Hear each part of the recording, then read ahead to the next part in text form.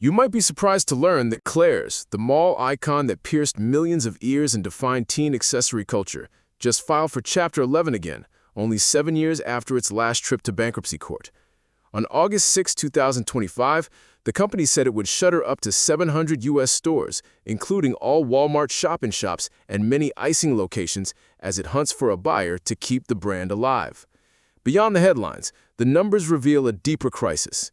Assets and liabilities listed between $1 and $10 billion, a heavy debt load, and a retail landscape that has moved online while mall traffic keeps thinning. For a generation of shoppers, Claire's was synonymous with the first pair of earrings and a Saturday at the mall. So how did a brand with that kind of cultural equity lose its grip twice? In this video, we'll trace the company's origins, the growth playbook that once worked, and the structural pressures that turned an American rite of passage into a turnaround long shot. By the end, you can decide if this is a reset or the end of an era. Claire's story began in 1961 in Chicago, Illinois, when Roland Schaefer transformed his family's small jewelry supply business into a retail venture aimed squarely at young women. Back then, the American mall was just emerging as a cultural hub, and specialty stores catering to teen girls were virtually non-existent. Schaefer saw an opening: inexpensive, trendy jewelry that felt special but didn't break the bank. The original concept was simple: a welcoming, colorful space where teenagers could browse racks of earrings, bracelets, and hair accessories without feeling out of place among adults.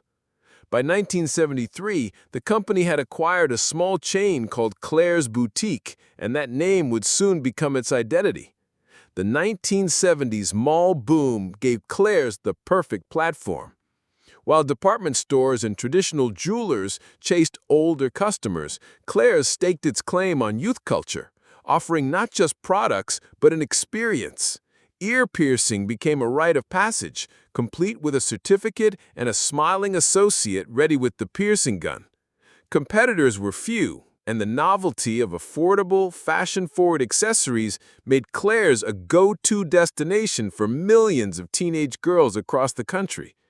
This early positioning as both a retailer and a cultural milestone would fuel its rapid expansion in the decades to come.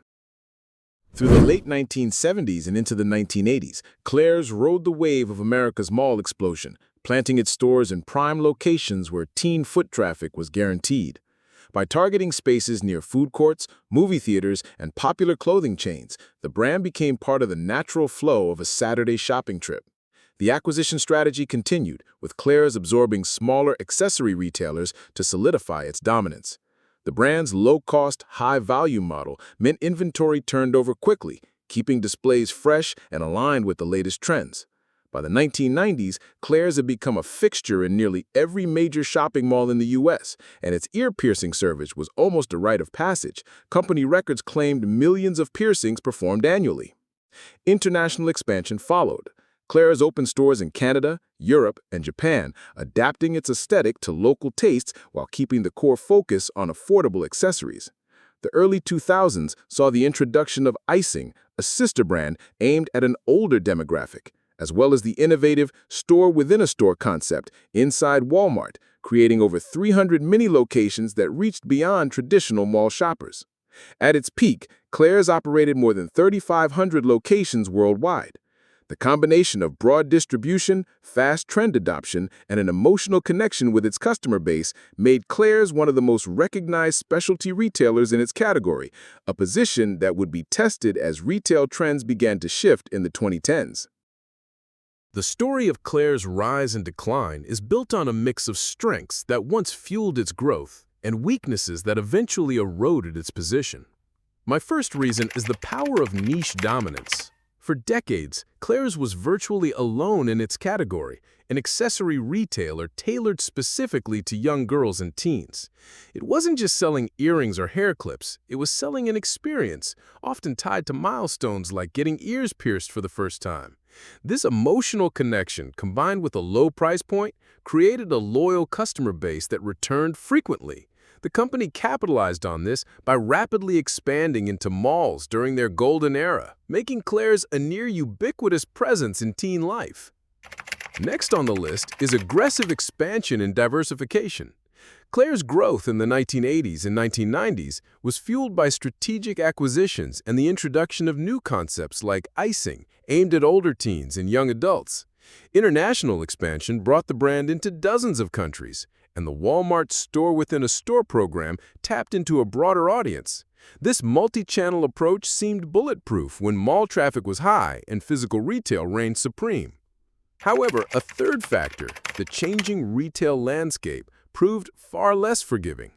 Beginning in the late 2010s, mall traffic in the U.S. began to decline as e-commerce platforms like Amazon transformed shopping habits. Fast fashion giants such as H&M, Forever 21, and later online disruptors like Shein began selling accessories at similar or lower prices, often bundled with clothing purchases. Claire's core customer could now get trend-driven accessories from multiple sources, often with free shipping and without leaving home. Another critical factor was private equity ownership and debt load. In 2007, Apollo Global Management acquired Claire's in a leveraged buyout worth $3.1 billion. While the deal provided capital for expansion, it saddled the company with massive debt. Servicing this debt consumed resources that might have been invested in e-commerce, marketing, or store upgrades. This financial pressure became especially damaging during economic downturns, leaving the company vulnerable when sales slowed. A fifth factor was failure to fully modernize the brand. While Claire's made some digital moves, launching an online store and social media campaigns, its core identity and in-store experience remained rooted in the mall culture of the 1990s and early 2000s.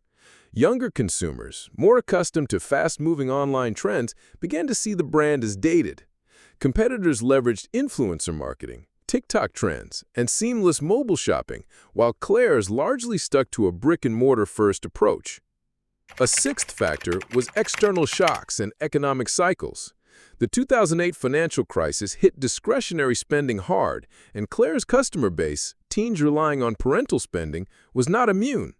The COVID-19 pandemic further devastated foot traffic, forcing temporary closures and accelerating the shift to online shopping. Claire's, still heavily dependent on physical locations, struggled to offset these losses digitally. Lastly, repeat bankruptcy filings eroded confidence. The first Chapter 11 filing in 2018 allowed Claire's to restructure and shed some debt, but the fundamental issues, declining mall traffic, strong competition, and slow adaptation, remained. By the time the second filing came on August 6, 2025, the brand was already in a precarious position, with liabilities estimated between $1 and $10 billion and plans to close up to 700 U.S. stores, including all Walmart mini locations. As of August 2025, Claire's finds itself in a critical restructuring phase following its second Chapter 11 bankruptcy filing in just 7 years. The company has announced plans to close approximately 700 U.S. stores, including all 300 Walmart shop-in-shops and many icing locations, unless a buyer can be secured. Financial disclosures list assets and liabilities between $1 billion and $10 billion, underscoring the scale of its debt problem. Management has signaled an intent to focus on profitable core locations, streamline operations, and accelerate e-commerce initiatives to adapt to shifting consumer habits. However, the closures will significantly reduce its physical footprint, especially in malls where the brand once thrived.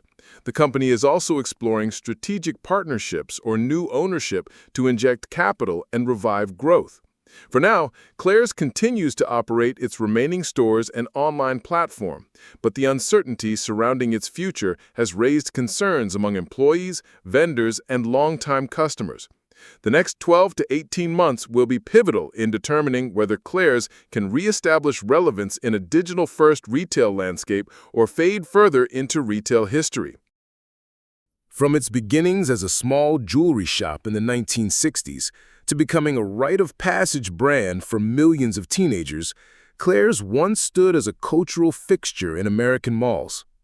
Yet, the same factors that built its success, mall dominance, niche focus, and a familiar in-store experience, also became vulnerabilities in a world moving rapidly online. 2 bankruptcy filings in less than a decade raise the question, is this the final chapter or a chance for reinvention? With hundreds of store closures and a heavy debt load, Claire's must redefine its identity for a generation that shops differently. The brand's survival will depend on its ability to embrace digital retail without losing the emotional connection that made it special. What do you think? Can Claire's make a comeback? Or is it time to say goodbye to an icon of teen culture?